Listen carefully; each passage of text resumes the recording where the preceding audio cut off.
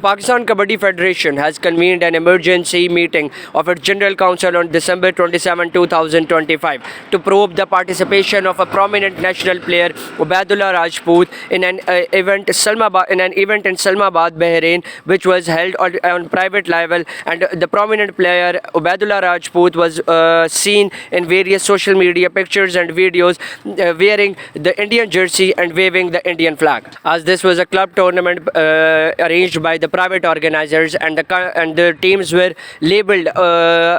after the countries such as Pakistan, India, Iran or Canada. But a widespread criticism has been incited, or it was triggered by the netizens for this prominent player Ubaidullah Rajput, as he wore an Indian jersey and waved an Indian flag, keeping in context or considering the current circumstances between the two countries. लेकिन जी as we all know कि offload करने का मामला airports पे बहुत ज़्यादा hype create कर रहा है। बहुत से लोग इसको पॉजिटिव देखते हैं और बहुत से लोग इसको नेगेटिव देखते हुए नजर आ रहे हैं। लेकिन अगर इसकी अंदरूनी कहानी हम जानने की कोशिश करें तो आप कहेंगे कि ये तरीका बहुत बेहतरीन है ताकि पाकिस्तान का नाम और रेपुटेशन को सेव किया जा सके। बैरून मुल्क जाने वाले पाकिस्तानियों को एयरपोर्ट्स पर ऑफलोड करने का ये मामला है। रवां साल से अब तक 51,000 अफराद को बैरून मुल्क सफ़र से जो है वो ऑफलोड किया जा चुका है, जिनमें बड़ी तादाद उन लोगों की शामिल है जो भीख मांगने, गैर कानूनी मुलाजमत या स्मगलिंग के रास्ते यूरोप जाने की कोशिश कर रहे थे। सिर्फ सऊदी अरब ने 24,000 पाकिस्तानियों को भीख मांगने के इल्ज़ाम में डिपोर्ट किया है, जबकि दुबई से 6,000 और अज़रबैजान से 2,500 पाकिस्तानी वापस भेजे गए हैं। उम्रा वीज़ा पर जाने वाले कई मुसाफिरों के पास यूरोप के सफरी डॉक्यूमेंट्स बरामद हुए हैं और जिस पर उनको जो है सबूतों के साथ ऑफलोड किया गया है।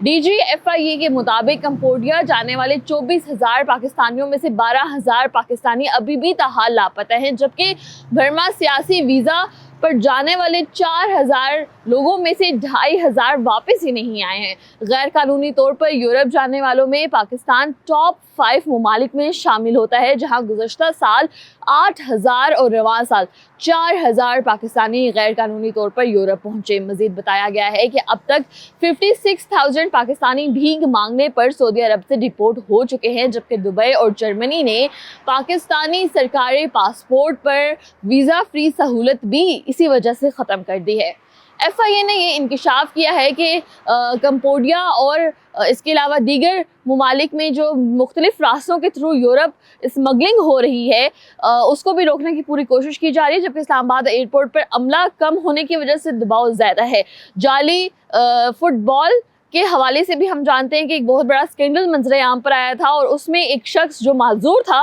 वो टीम का हिस्सा बनकर जो है वो जापान पहुंच गया था। और ये भी बताया गया है कि 2022 में इसी तरीके से बहुत सी टीम में ऐसे लोग शामिल थे जो डिज़र्व भी नहीं करते थे, लेकिन उनको जाली तरीके से जो है वो टीम का हिस्सा बनाया गया और उनको जापान भेजा गया। अब हुकूमत पाकिस्तान कह रही है कि जल्द ही हम इसको मज़ीद ये जो एक तरीका रखा गया है जाँच पड़ताल का, इसको सख्त करेंगे। एक ऐप लॉन्च की जा रही है जिसके तहत सफर से 24 घंटे पहले क्लियरेंस लाजमी हो गए ताकि इंसानी स्मगलिंग और गैर कानूनी सफ़र को रोका जा सके और पाकिस्तान की रेपुटेशन को सेव किया जा सके, क्योंकि ऐसे ही कुछ लोग होते हैं जो बैरून मुल्क जाके पाकिस्तान का नाम जो है वो बदनाम करते हैं। और इन्हीं तमाम चीज़ों को रोकने के लिए ये ऑफलोड और ये तमाम तरीके जो है वो हुकूमत पाकिस्तान अपना रही है।